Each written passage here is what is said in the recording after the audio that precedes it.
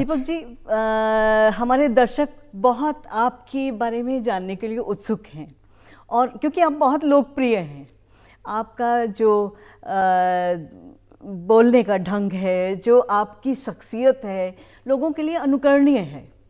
तो उस तरह से लोग बहुत आपको चाहते हैं, पसंद करते हैं। सोशल मीडिया आपकी प्रशंसाओं से भरा पड़ा है। तो हम जानना चाहते हैं कि अपना जो आईएएस का सफ़र है, इसके शुरू होने से पहले जो सिर्फ दीपक का सफ़र है, वो कैसे शुरू हुआ? मैम, मैं आपको बताना चाहूँगा कि हमारा जो गांव है रुद्रप्रयाग में है, और मेरे पापा रुद्रप्रयाग के रहने वाले हैं। मेरी मम्मी पौड़ी की रहने वाली हैं, और पढ़ाई लिखाई के लिए जी वो लोग मेरी पढ़ाई लिखाई के लिए मसूरी आ गए थे, और मसूरी से मेरी पढ़ाई लिखाई हुई। मैं 12वीं तक मसूरी में था। उसके बाद मैं दिल्ली यूनिवर्सिटी चला गया, और वहीं पे हंसराज कॉलेज से मैंने बीए ऑनर्स किया हिस्ट्री में, और उसके बाद मैं जेएनयू में था, वहाँ से मैंने मास्टर्स किया है हिस्ट्री में, और एमफिल भी किया है। उसके बाद मैं लगभग 2 साल इंडियन रेवेन्यू सर्विस में था, कस्टम्स एंड एक्साइज में। तदुपरांत मैंने दोबारा इस एग्ज़ाम को दिया, और उसमें मेरा चयन आईएएस में हो गया, और तब से मैं उत्तराखंड में हूँ।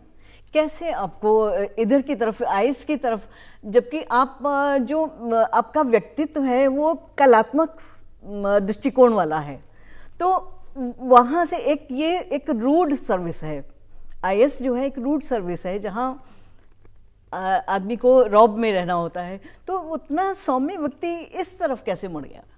नहीं, आईएएस बिल्कुल रूट सर्विस नहीं है, बल्कि मैं समझता हूँ कि आईएएस एक बहुत ही ग्राउंडेड सर्विस है, और जो ग्राउंड रियलिटी के बहुत ज़्यादा पास भी है। और मैं समझता हूँ कि ये विशेष भी बनाता है आईएएस को कि आप सेवा करने के जितने तरीके हैं, मेरा किसी सर्विस से कोई बैर नहीं है, और ना मैं किसी के खिलाफ हूँ, लेकिन सेवा करने के जितनी अपॉर्चुनिटीज़ आपके पास हैं पब्लिक की, वो बहुत ज़्यादा हैं। लेकिन आईएएस में, क्योंकि मेरा पहले से ना तो मुझे आईएएस के बारे में कुछ पता था, ना फिर मेरा कोई रुझान था उससे। और आप जानते हैं कि छोटी जगहों पे, विशेषकर जैसे मसूरी है, मसूरी में भले आईएएस की एकेडमी है, लेकिन सीधे तौर पे प्रशासन से वैसे वास्ता नहीं पड़ता। वैसी जगह नहीं है कि जहाँ पे हो सकता है आपने कभी लेखपाल को देखा हो, या अपने ग्राम विकास अधिकारी को देखा हो, हाँ एसडीएम को देखा होता है कभी कभार, लेकिन आईएएस एकेडमी मसूरी में है। तो मुझे एक उत्सुकता एक रहती थी कि ये कुछ तो चीज़ है यहाँ पे जो होता है, जो कि एक चर्चित चीज़ है, लेकिन फिर भी मुझे इतना इल्म नहीं था कि ये क्या चीज़ होगी।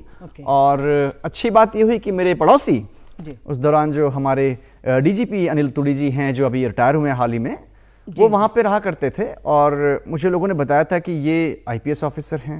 अच्छा। और इनकी वाइफ जो हमारी राधा रतूड़ी मैम हैं, अच्छा, अभी जो एसीएस मैडम हैं, वो भी वहाँ पे आती थी। तो मुझे बताया गया कि ये आईएएस हैं। तो मैं उत्सुकता में एक बार उनसे पूछने चला गया कि कैसे इसकी तैयारी होती है, क्या करना होता है। उन्होंने मुझे कहा कि आप कोशिश करें कि आप दिल्ली चले जाएं। पढ़ाई लिखाई में ऐसा मेरा खास मन लगता नहीं था, और मन तो नहीं लगता था, नंबर और भी ज़्यादा ख़राब आते थे। तो मेरे पेरेंट्स का दूर दूर तक ये था कि क्या करेगा, इसको लेके बहुत बड़ा डाउट था। मतलब आईएएस तो खैर कोई भी नहीं सोचता था, मैं भी नहीं सोचता था। उनको लगता था कि ये कुछ करेगा भी या नहीं करेगा, ये बहुत बड़ा सवाल था। और आर्मी का बहुत ज़्यादा क्रेज़ है, आप जानती हैं कि उत्तराखंड में बहुत ज़्यादा क्रेज़ है। बिल्कुल। तो मेरे दोस्त जो क्लास 12 के बाद, बहुत से लोग का एनडीए में चयन हो गया, बाकी का आगे जाके सीडीएस में चयन हो गया, सभी ने आर्मी ज्वाइन की, एयरफोर्स ज्वाइन की, लेकिन मैं उसके लिए भी तैयार नहीं था। तो फिर जब मैं दिल्ली आया, वहाँ पे दोस्ती हुई बहुत से मेरे बिहारी दोस्तों से, और वाकई फिर आईएएस में कैसे तैयारी करनी होती है, क्या करनी होती है, I am very grateful to my friends from Bihar. तो सर, इस सफ़र में आपको कहाँ कहाँ किस तरह की मुश्किलें पेश आई? एक बार जब मैं दिल्ली चला गया, मैं हंसराज कॉलेज में था, तो बड़ा अच्छा एनवायरनमेंट था, क्लासेस होती थी, बहुत अच्छे टीचर्स थे।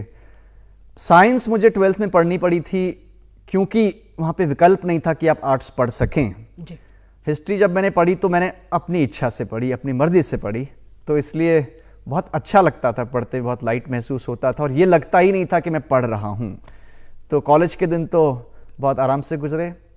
मैं जब जेएनयू में आ गया और मास्टर्स के मैं फाइनल ईयर में था, तब मुझे लगा कि करियर तो आपका कहीं जा नहीं रहा है, तो इस विषय में कुछ सोचा जाए। और मैंने इनफैक्ट एमए जब मैं फाइनल में था तभी थोड़ा बहुत तैयारी करनी इसकी शुरू की और प्रीलिम्स का एग्ज़ाम मैंने फर्स्ट टाइम दिया, पता नहीं कैसे क्लियर भी हो गया।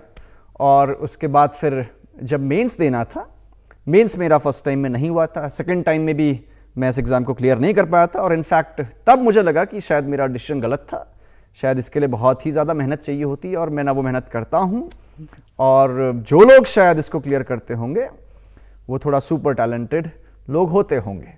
तो ये समझा जाए कि जो दीपक रावत अपने स्कूल टाइम में अपनी पढ़ाई के लिए लापरवाही दिखाते थे, वो वहाँ पहुँचते पहुँचते बहुत योग्य और बहुत जिम्मेदार हो गए।